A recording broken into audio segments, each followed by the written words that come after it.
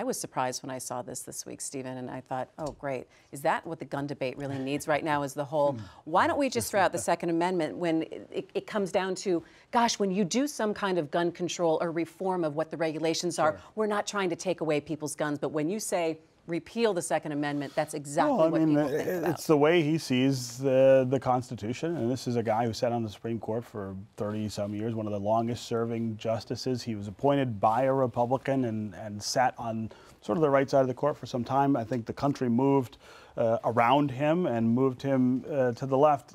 John Paul Stevens is one of the brightest sort of constitutional minds we have. He sees the Constitution differently than other people. It's not the first time he said this, by the way. In the Heller case in 2008, when they, for the first time, assigned an individual right to the Second Amendment, he said the same thing.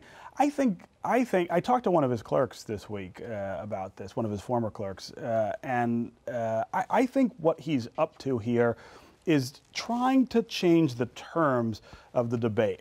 So when we have arguments about gun control, the terms are almost always defined by the gun lobby, right? So we want to talk about getting rid of bump stocks, which we've been talking about now for months after the Las Vegas shooting. We argue back and forth about it. Congress says they might do something, then they don't.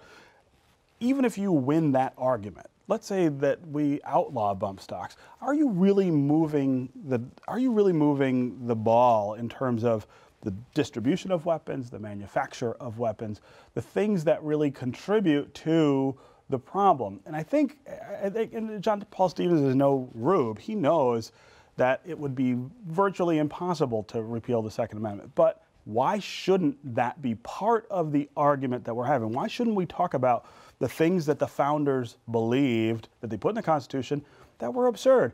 Tune in Thursdays at 7:30 p.m. or watch online at MiWeek.org.